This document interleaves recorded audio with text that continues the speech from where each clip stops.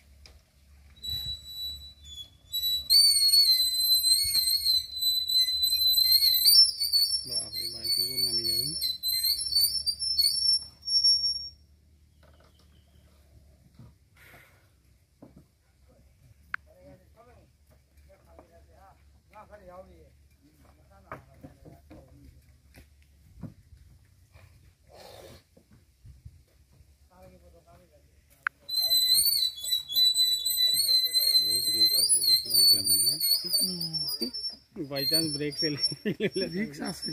মোটামুটি তো নদী দেখতে দেখতে বড় হয়েছে, ওই হিসাবে একটা সবসময় সাহস থাকে, কিন্তু রিস্কি তো জিনিসটা, খুব রিস্কি। নদীকে গার্ডও নেই, বাইকে ওদিকে নামিয়ে গেলে তো উঠে যাবে। আমরা হলে তো পারতাম না নামাইতে। এখানে যে সিঙ্গিরবন গ্রামের মধ্যে বরাকের উপর আরেকটি ব্রিজের প্রস্তাব দিয়েছেন আমাদের লক্ষ্মীপুরের বিধায়ক কৌশিক রায়। সেই ব্রিজটি হলে এখানকার যোগাযোগের অনেক উন্নতি হবে। সেই সম্পর্কে আপনি কি বলতে চান? এখানে অ্যাকচুয়ালি পিছিয়ে পড়া অঞ্চল হিসেবে এই যাতায়াতের অনেক অসুবিধার সম্মুখীন হতে হয় জনগণের।